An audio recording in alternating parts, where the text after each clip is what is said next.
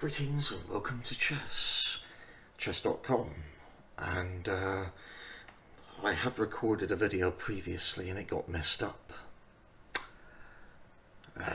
so I'm not right at the beginning. I'm a little way into the tutorial now, so the absolute basics have unfortunately gone into the trash can of the video that was recording the wrong screen. Oh dear. So I'll take it from here, but we're still basically the fundamentals, the very basic stages of learning chess. The perfect opening's being talked about here. You play white, time to start learning about the opening. The first stage of chess is very important because all games, even the shortest ones, must have an opening. There's no perfect opening, but that's just what we call any opening, where you get all your pieces into the game, control the center, keep your king safe. Every piece controls more of the board when it's placed in the center, which is why most games begin with both white and black battling for control of this all-important area of the board. All of white's pieces are involved in the battle. His king is safe, and the most important part of the board, the center, is firmly under his control. Perfect.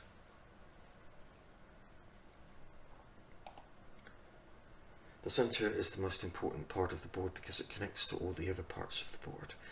As mentioned in the previous lesson, all pieces achieve their optimum power when placed in, or at least near, the center of the board. Here you're playing black.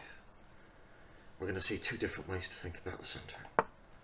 Black occupies the center square e5 and controls the center square d4. White controls the center squares e4 and d5.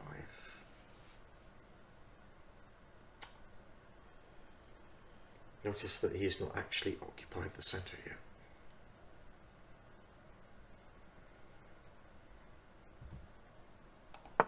Black continues to both occupy and control the center squares. White sets up a similar formation with his other bishop, placing a bishop on one of the longest diagonals, h1 to a8, or a1 to h8 of the board. It's called a fianchetto, or fianchettoing the bishop. What? How do you pronounce that? Well, certainly very difficult at 4:12 AM on a Sunday morning. Black starts getting his pieces out and supporting his centre pawns. White completes the second fianchetto. You see, White's got his bishop now g2 and b2. And he's got the long diagonal down to this rook, and the other long diagonal down to the other rook. So after four moves, both sides, we can see the two different approaches to the centre. Black is both occupying and controlling the centre squares, while White has some central control but has not actually occupied the centre yet.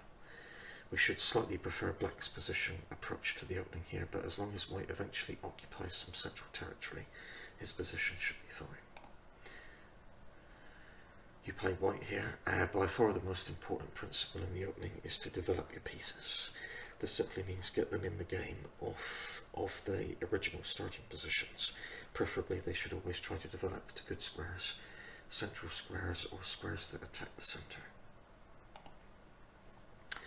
In this position, White has three pieces developed and is both controlling and occupying the center. And they aren't on particularly good squares. Also, he is neither occupying nor controlling the center at all. When you have your pieces developed to such great squares and your opponent has left their king in the center, you can often look for aggressive, even sacrificial ways to attack the king and punish your opponent.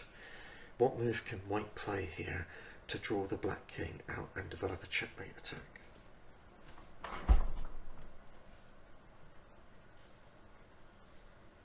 So we need to look.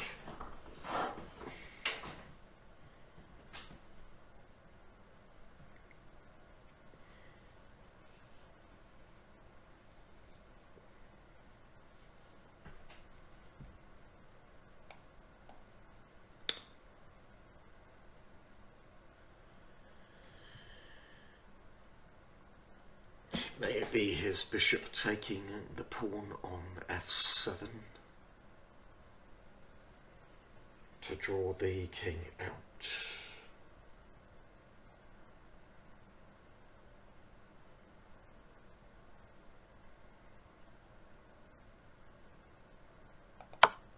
Yes. Suddenly white begins an attack. Usually such a sacrifice so early in the game is not advisable, but in this case black has played such bad moves that white's attack is immediately winning. Black's only choice is to accept the sacrifice. Now his king is very exposed and vulnerable to further attack.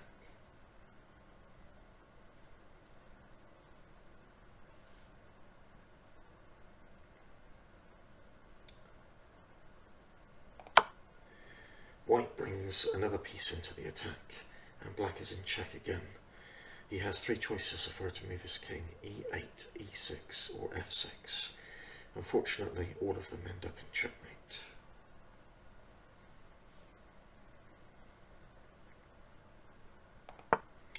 If black played e8 instead, then queen h5 and checkmate on the next move. If he played king e6 instead, then queen g4 would still bring the queen into the attack with check, with mate to follow in a few moves. White brings another piece into the attack. Notice how all of white's attacking moves are also checks. This saves tempo or time. So he brings his queen in check. Black's only move is to go e6.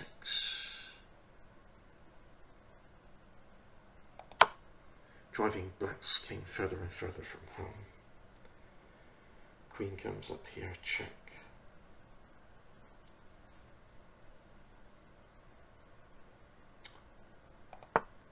Only move, now the game's almost over. See if you can find white's final move, it's a checkmate.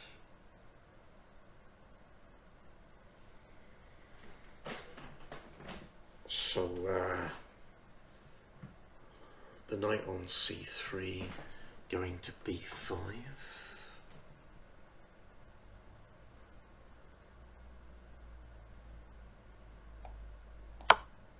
Checkmate. Notice how white is still occupying and controlling the centre. You play white. The third main opening principle after developing your pieces and controlling the centre is to protect your king. The reason for this is obvious. You don't want your king to be in danger of getting checkmated when the game has barely even started. We saw what happened to black in the last lesson. This is a position from an old opening called the Evans Gambit. We'll talk more about gambits later, but basically white's idea is to sacrifice a few pawns in order to develop all of his pieces as quickly as possible. An excellent move. White takes time to make sure his own king is safe before he does anything further.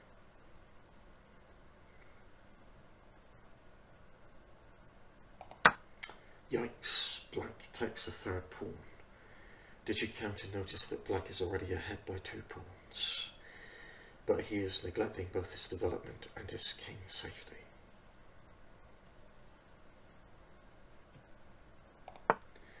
Now black's in trouble. His f7 square is weak. So we look here at f7. Remember that this is the weakest square in black's uncastled king position. And under direct threat. So this bishop and queen both are lined up down this diagonal. So you've got both pieces attacking f7. White is going to have free and easy development from here on out, and he won't have to worry about his king. Black has trouble guarding the f7 pawn. A move like knight h6 will see the knight captured by the bishop on c1, while a move like queen e7 comes under the threat of bishop c1 a3.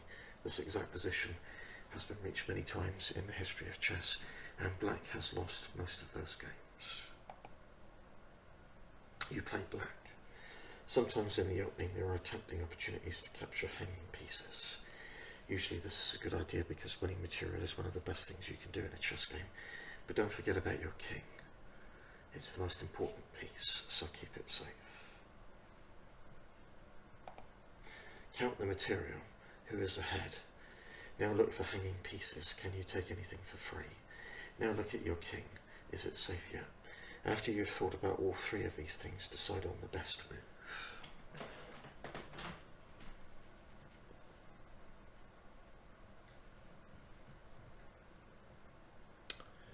1, 2, 3, 4, 5, 6, 7, 8 pawns. 1, 2, 3, 4, 5, 6. So black's 2 pawns up. So 1, 2, 3, 4, 5, 6.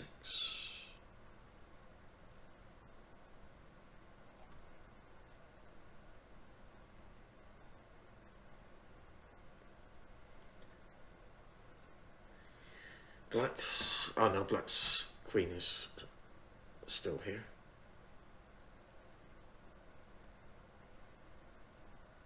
And it's black's move. Can I take anything for free? Yes, I can take his rook.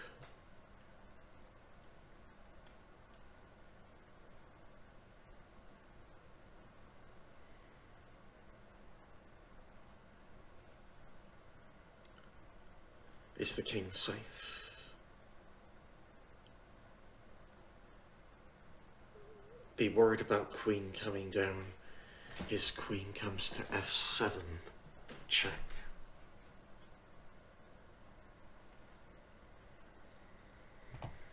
So personally, I would go castle the king first.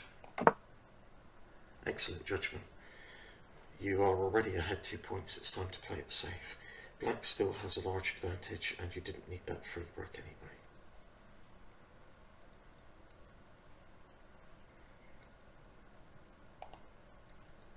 You play white. We're now going to look at every possible first move for white. Some are better than others, but all 20 moves will be covered, so feel free to try any move that interests you. The purpose of this lesson is simply to provide a brief description listing the good and the bad of every possible move available to you in the opening stage of chess. Once you try a move, back up and try another. Note if you try e4,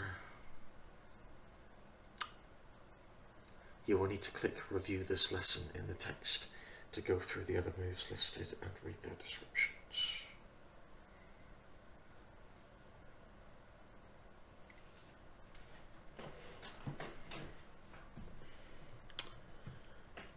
Every possible move for white.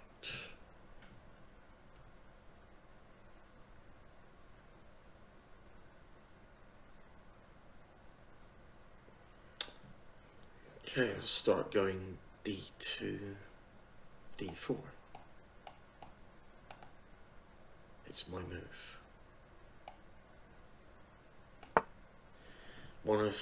This is one of the 2 best first moves for white, with the other one being e4. White occupies a center square, controls another center square, and prepares to develop his bishop and queen. What more could you want from a move? Bishop can come out, queen can come out.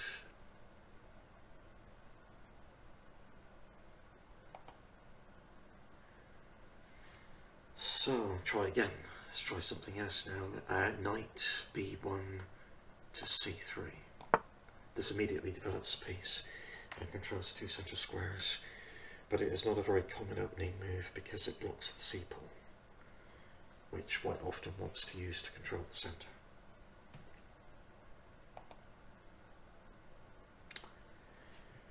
So what if you went c2 to c3? Extremely uncommon move. I don't understand why white wouldn't just go 2 squares up to c4. This is called the English opening, and it's probably the 3rd most common opening move. It controls the center d5 square, but doesn't immediately help to develop anything except for the queen.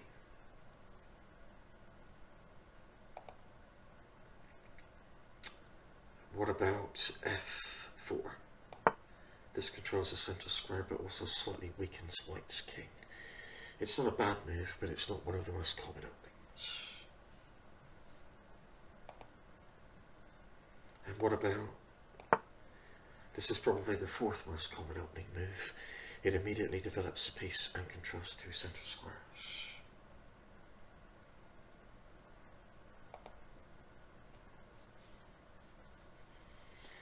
There's not much else you can do with the openings. I mean, the knights are the only pieces that can jump over squares. So you're talking about pawns. What about Harry? Incorrect. This is an extremely uncommon move, and you can probably see why. It doesn't develop a piece, control the centre, or help the king get safe. Not recommended. And what if you went to a4? Extremely uncommon move. It doesn't develop a piece, control the centre, or help get the king safe. Not recommended. What about b4? This prepares to fianchetto the bishop, but this pawn can quickly become weak.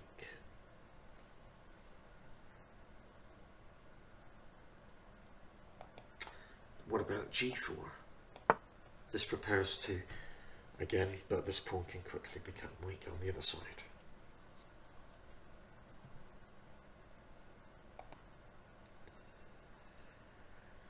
So then we do the classic e4. This is one of the two best first moves for white. White occupies a centre square, controls another centre square, and prepares to develop his bishop and queen. What more could you want from a move? You play black here. I'm going to look at all of black's first move options. Since black moves second, he has slightly less room to experiment in the opening, and some of the moves we're going to examine are simply terrible. Once you try a move, back up and try another. Note, if you try e5, you'll need to click review this lesson in the text and go through the other moves listed. So I'll keep e5 till last. Take a look at the others.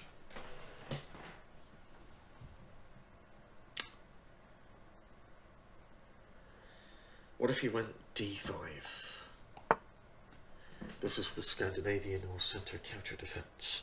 After white captures the pawn, black must spend time recapturing with her queen, probably moving the queen around some more too. It's not as bad as it looks, but it's not very popular among strong players. So what if you went f5? That's one of the two worst possible moves for black. This pawn is hanging and white can simply take it now.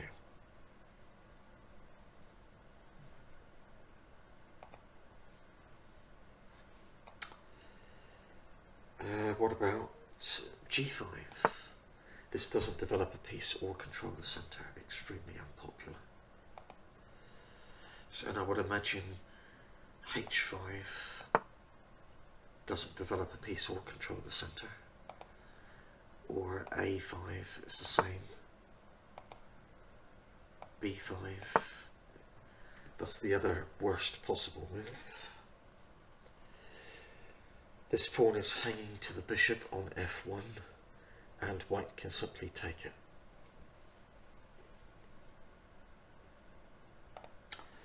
So, say you decided to go b6 instead. Not very common, but it's not bad.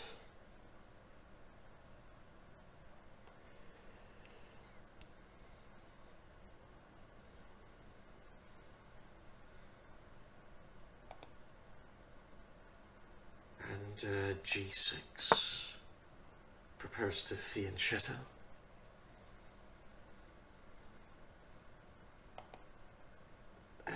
F6, incorrect. This move weakens the black king side greatly.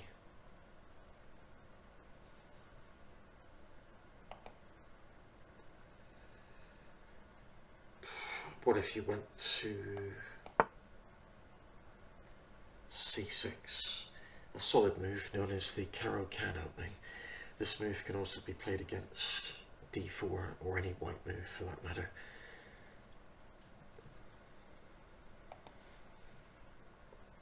And what about if you bring the knight out to f6? The alkaline defense, we've already seen some examples of black occupying the center with pieces instead of pawns. It can get you into trouble. This move is not as bad as it looks, but it's not very popular among strong players. What if you bring the knight on b8 out to c6? The Nimzovich defense, we've already seen some examples of black occupying. It's the same again. This move is not terrible, but it's not very popular among strong players.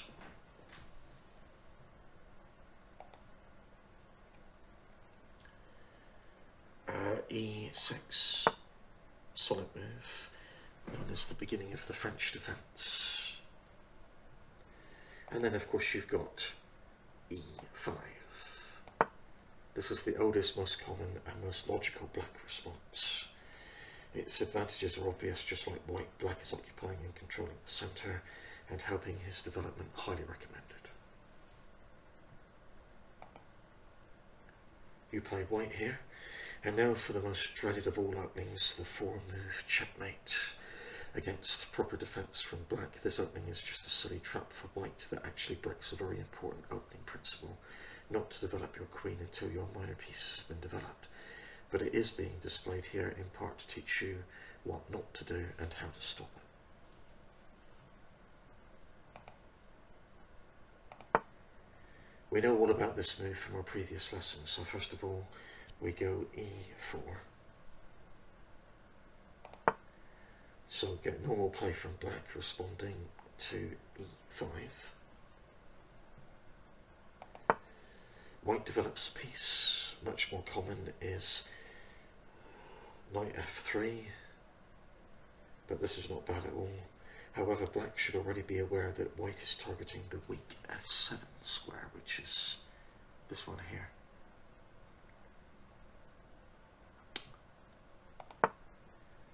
This is not a bad move, but more common is knight f6, developing and attacking white's e4 pawn. That would also prevent white's next move.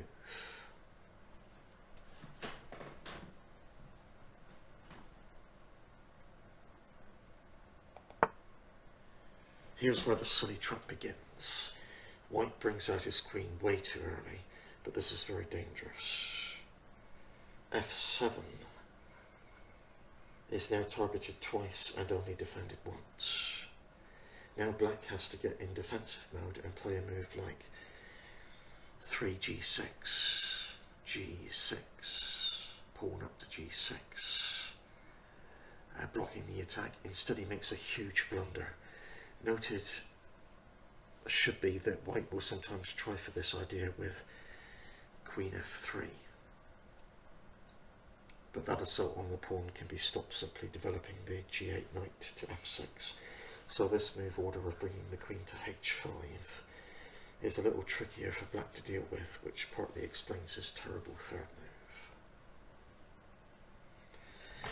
So white's bishop's attacking f7, and then the queen's also attacking f7 with the pin to check black's king. This looks logical. Develops a piece and attacks the queen. Sounds good, right? Wrong. Black just fell into white's trap. See if you can find white's final move. So he's brought his knight out, attacking the queen.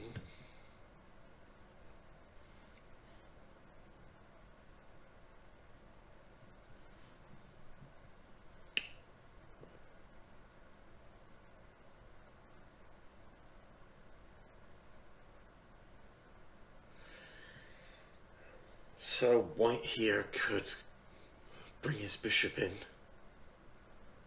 Bishop to f7, check.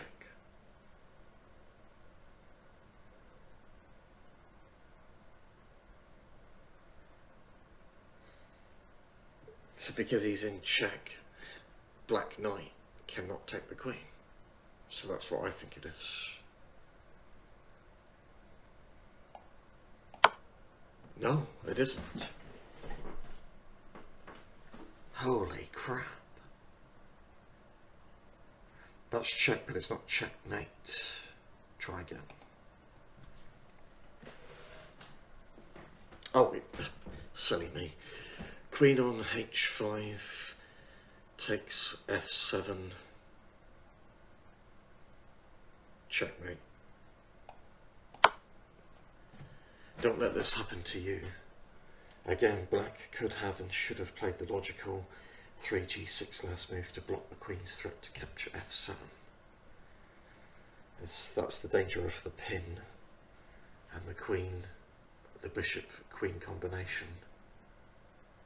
And the king's got nowhere to go, because black hasn't developed a lot of his pieces on the back rank yet, so it's effectively trapping his own king in there. You play white. Some people who don't know anything about openings just like to copy their opponent's moves. This strategy does not work for long. So I remember I tried this once. The most natural and common move. Knight comes up to f3. So black copies white's move. This is not a bad move at all. It's called the Petrov or Russian defense. White has other options, but this is the most natural and common move. Here is where black's copycat strategy already gets him into trouble. Instead, he should have played 3d6, kicking white's knight back before capturing on e4. Now white has a strong move, taking advantage of the lineup on the e-file of the knight on e4 and the king on e8. A very strong move. White occupies the e-file, which has just been cleared of all its pawns. Now black's knight is being attacked. Black moves his knight to safety, but now he runs into even bigger trouble. Surprising and extremely strong move. White's queen is checking black's king, so he has no time to capture the knight on c6. This is called a discovered check. We'll talk more about this in the intermediate tactics course. For now, just notice that both black's queen, knight on c6, and king by the queen on e2 are attacked.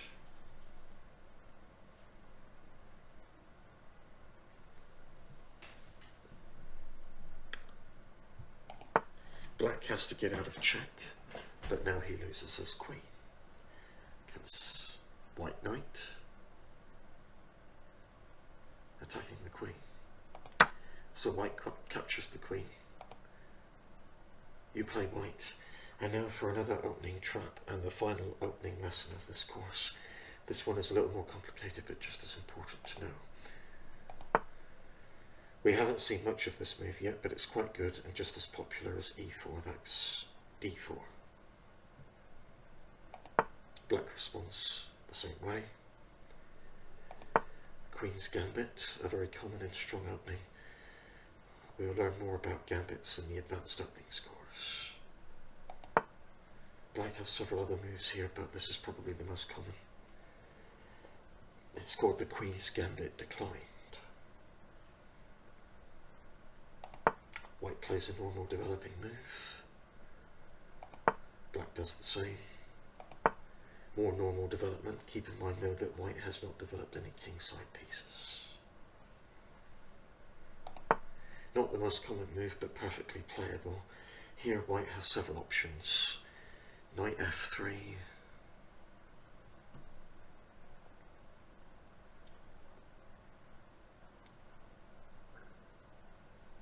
And e3 are the most common moves. White opts for the exchange variation. This is a perfectly good opening, but he is about to follow it up with a blunder. Black recaptures with the pawn, as taking with the knight on f6 would allow white to capture the queen.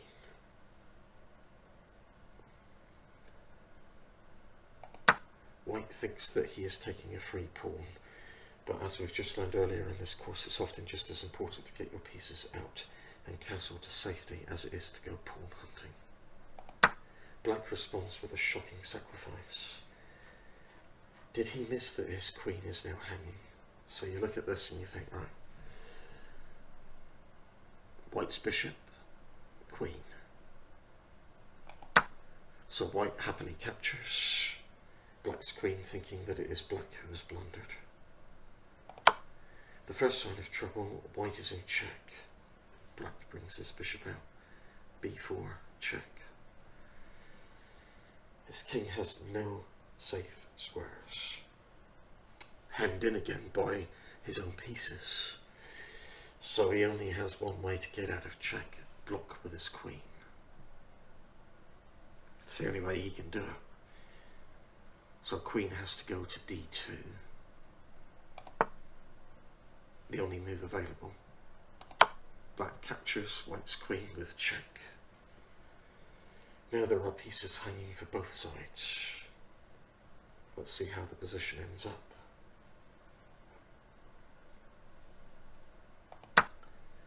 White gets out of check and captures the bishop. Black will next capture White's hanging bishop with his king. Now that the dust is settled, what's the final tally? Who is ahead in points? And the answer is Black. Black is ahead by 2 points, so it was White who blundered after all.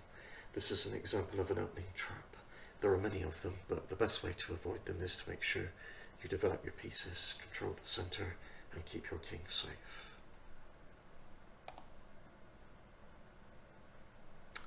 Course complete, and just over 30 minutes on the clock. A score of 100%.